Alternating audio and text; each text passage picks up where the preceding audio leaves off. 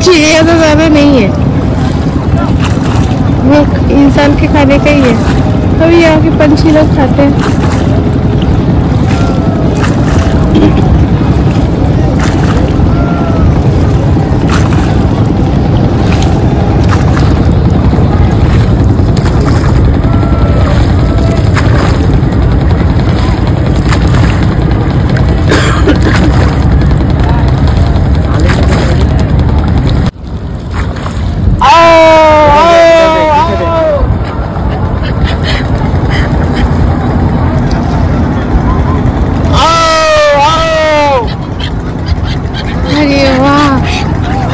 कितने अच्छे लग रहे हैं।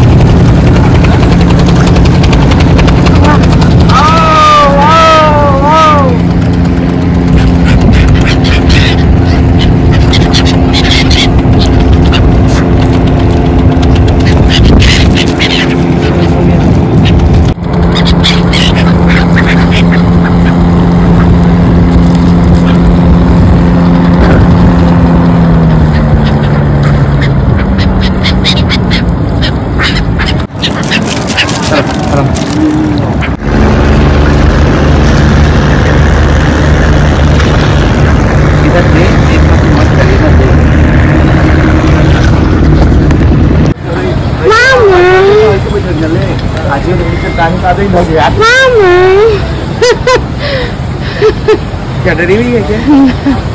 चुपचाप है, थोड़ा बैकग्राउंड में ऊपर के उधर जाओ। हाँ अभी खड़े हो।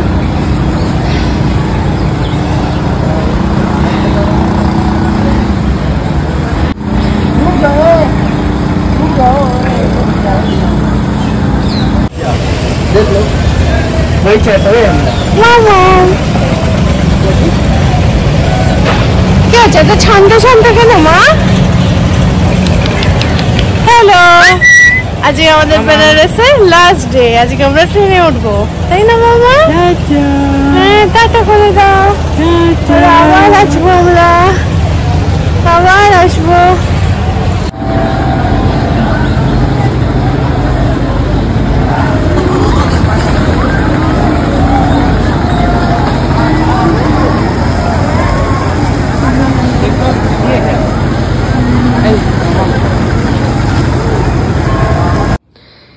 চলো বন্ধুরা, যেমন আসার সময় দেখিয়েছিলাম, ঢোকার সময় রুমটার অবস্থা, যাওয়ার সময় অবস্থা খুব বেহাল, বুঝতেই পারছো যা হয় বেরোনোর তাড়াহুড়ো।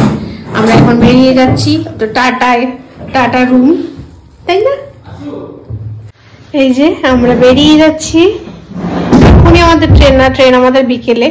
তো আমরা এখন একটুখানি ঘুরু করবো, তারপরে বিকেলে ট্রেনে উঠবো। ঠিক আছে মাম্মা, চলো চলো।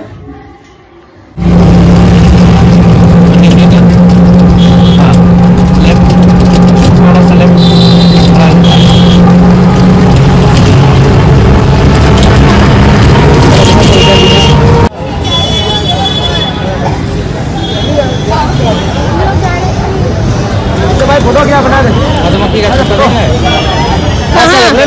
बाप रे, आने बाद दे देंगे फोटो ना सर। बनना चाहिएगा, बाहर बनवाइए, इधर आइए, आज के दिन बाहर बनवाइए, इधर आइए। দেখো বন্ধুরা, মৌমাছির চাক দেখেছো কত বড়, বাপরে বাপ।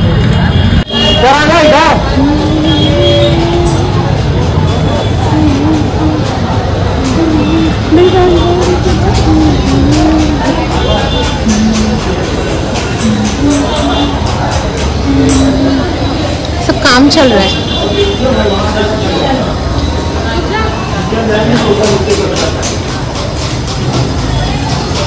मुझे हैंग कर देगा ये।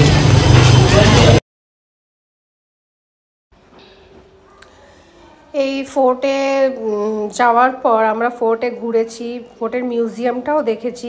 মাস্ট রেকমেন্ডেড, তোমরা গেলে অবশ্যই দেখো মিউজিয়ামটা, ভালো লাগবে। যাদের এই হিস্ট্রির প্রতি একটু হলেও আগ্রহ আছে তাদের তো অবশ্যই ভালো লাগবে।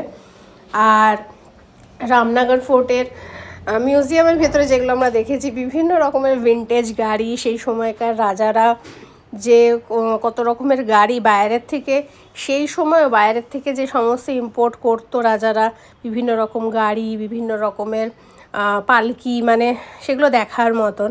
গাড়িগুলোর অবস্থা খুবই খারাপ, তবুও মানে হিস্ট্রি তো দেখতে খুব ভালো লাগে, ফিল হয় একটা অন্যরকম।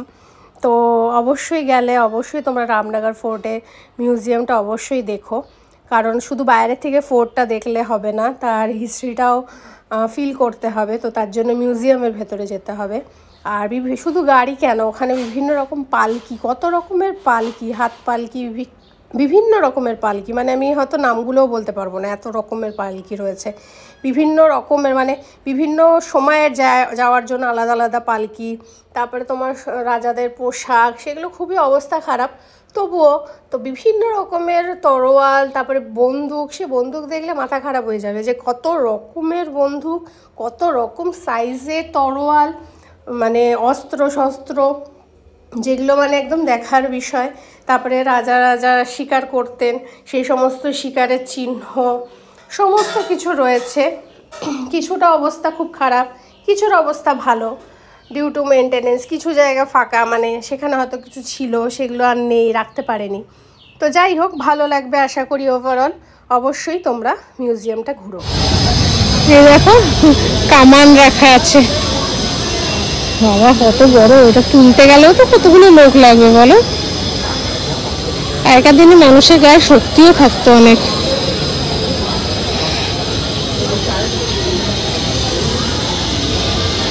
আর আগেকার আর্কিটেকচারও ভীষণ সলিড হতো, এখনকার মতন নয়। ফ্ল্যাট বেঁকে যাচ্ছে, ভেঙে যাচ্ছে। কিছুদিন আগেই যেমন কলকাতায় টালিগঞ্জ ওই দিকটায় বাঘাযতীনের যেটা হলো, ফ্ল্যাটটা বেঁকে গেছিলো না, ভেঙে গেল পড়ে। আগেকার দিনের দেখো কত বছর আগে বানানো হয়তো এগুলো। আমি পুরো হিস্ট্রি তো জানি না। হ্যাঁ জানা, হ্যাঁ। তুমি টিকিট কাটলো যা, তাও এখনো দাঁড়িয়ে আছে। হ্যাঁ অবশ্যই এটারও রিপেয়ারিং হয়, নিশ্চয়ই করতে হয় মেনটেনেন্স, তবুও দাঁড়িয়ে আছে। এখনকার দিনের যদি ভেজাল জিনিস দিয়ে বানানো হতো তাহলে তো কবেই বোধহয় ভেঙে পড়ে যেত। ওই যে তুষার গেছে লাইনে, মিউজিয়াম আছে এখানে, মিউজিয়ামের টিকিট কাটতে। এমনি এন্ট্রি ফ্রি, বাট মিউজিয়ামের জন্য টিকিট এন্ট্রি লাগে। এন্ট্রি ফি বোধহয় 50 টাকা করে, যতদূর শুনেছি। তুষার টিকিট কাটুক, আমরা এখানে ওয়েট করি। দেখো অ্যাডাল্টদের হচ্ছে 80, বাচ্চাদের 20, আর বাইরের ফরেনারদের বোধহয় 200, বাচ্চারা 100। वो तो कैसे करना है, खुद ही बता।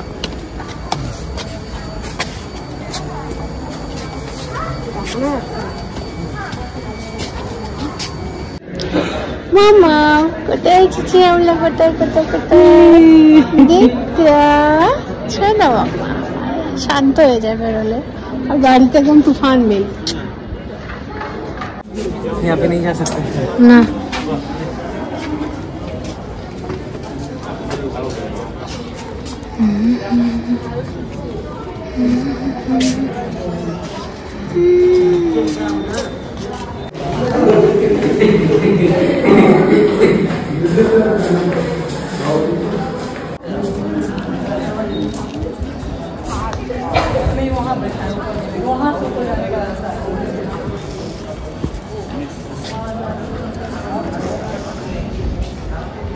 कहाँ से?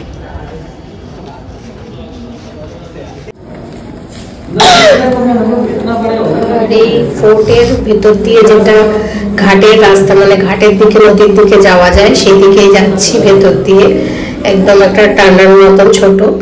আর এই যে ছোট্ট ছোট্ট যে খুপড়িগুলো দেখছো সাইডে দেওয়ালে, ওখান দিয়ে আগেকার দিনে সব পাহারা দেওয়া হতো, কারণ যারা সিপাহী থাকতো সমস্ত ফোর্টের যারা রক্ষা সেনাবাহিনী থাকতো তারা বোধহয় ওইগুলো নল বার করে রাখতো, যেরকম আমরা হিন্দি মুভিতে দেখে থাকি হিস্টোরিক্যাল যে সমস্ত মুভিগুলো হয়।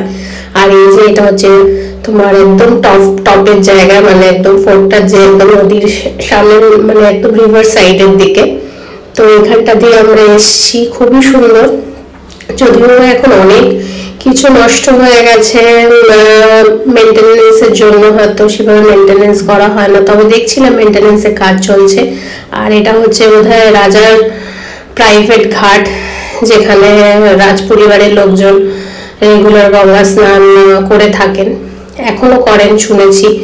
আর ওই যে দুটো মানুষ ওখানে দাঁড়িয়েছে, ওখানে ওরা মাছ ধরছিল ছিপ দিয়ে। আর এটা হচ্ছে পুরো মানে তোমার আশপাশটা, উপরে একটা মন্দিরও আছে, এই যে লাল যে স্তম্ভটা দেখছো এখানেই মন্দির, বাবা ভোলেনাথের মন্দির। আর এই যে দ্বিতীয়ার পাপা একটু ঘুম পেয়ে গেছিল, তাই চুপ হয়ে গেছে। আর এই যে নদীর পুরো ভিউটা ভীষণ ভালো লাগছিল, ওপরটা খুব ভালো পরিবেশ ছিল, ভীষণ সুন্দর, একটা ঠান্ডা হাওয়াও ছিল। আর এই যে দেখো দূরে নদী যাচ্ছে, আর যেরকম বলছিলাম মাছ ধরছে, দেখতে পেয়েছো দুজন বসে মাছ ধরছে, খুব ভালো লাগছিল, ভালো লেগেছে আমাদের এই জায়গাটা। ভবিষ্যতে যদি আবার বেড়ানার্স আসি তো অবশ্যই আবার এখানে আসবো, ভালোই লেগেছে, একটু অন্যরকম অভিজ্ঞতা। চলো দেখতে থাকি, তোমরাও দেখতে থাকো, আমাদের সাথে এনজয় করতে থাকো পুরো ট্যুরটা। बहुत धूप है, शाम को बहुत अच्छा रहेगा, शाम को खुला रहेगा।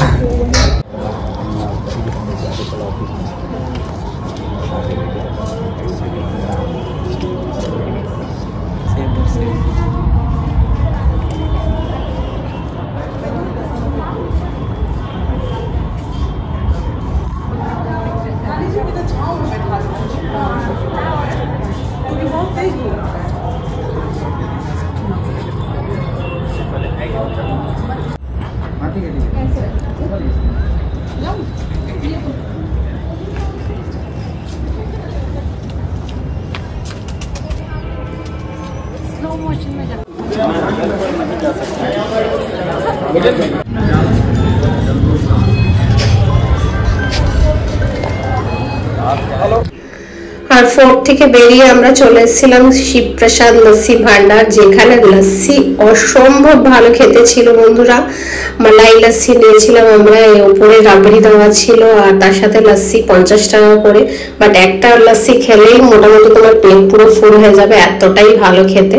তো লস্যি খেয়ে আমরা চলে এসেছি কাশীর মানে কাশী চাট ভান্ডার, যেটা পৃথিবী বিখ্যাত হয়ে গেছে, যেখানে অসম্ভব ভিড় ছিল।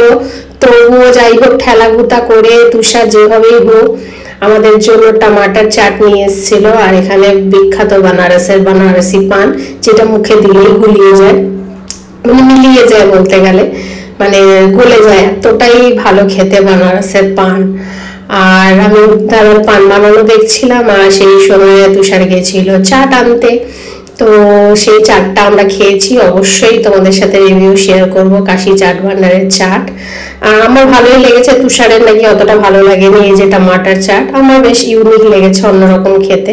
চাট ঠাট খেয়ে আবার বিকেলের দিকে আমরা চলে এসেছি গঙ্গার ঘাটে, কারণ এটা আমাদের লাস্ট ভিজিট, এরপরে আমরা চলে যাবো স্টেশনের পথে, তো তাই জন্য চলে এসেছি।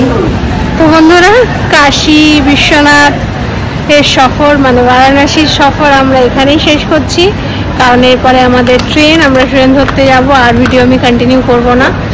তো যেইটুকু আমরা ঘুরেছি আমাদের চোখে তোমরাও ঘুরছো, তো আশা করি তোমাদের ভিডিওগুলো ভালো লাগবে। যদি ভালো লাগে তো প্লিজ চ্যানেলটা সাবস্ক্রাইব করে দেবে, আর ভিডিওগুলোকে লাইক করে দিবে, আর তোমাদের মতামত অবশ্যই কমেন্টের মাধ্যমে আমাদেরকে জানিও।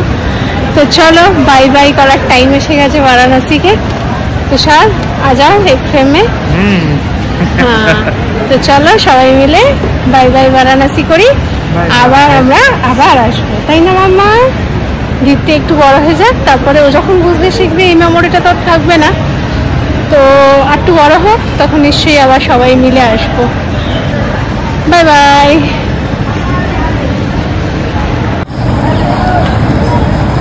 লাস্ট টাইম তোমাদের গঙ্গার ঘাট আর একবার দেখিয়ে নিলাম। পরন্ত সূর্য বিকেলে অস্ত যাচ্ছে, প্রচুর বোট নদীতে ভেসে বেড়াচ্ছে, আর পাখিরাও নিজেদের বাসার দিকে ফিরে যাচ্ছে। তো চলো আমরাও আমাদের বাসার দিকে, মানে আমাদের গন্তব্যের দিকে ফিরি। তো এখানেই আমরা সাইন অফ করলাম। বারাণসীর ব্লগ আমাদের এখানেই শেষ হচ্ছে। আবার দেখা হবে কলকাতার ব্লগের সাথে। ততদিন সবাই ভালো থেকো, সুস্থ থেকো, বাই বাই।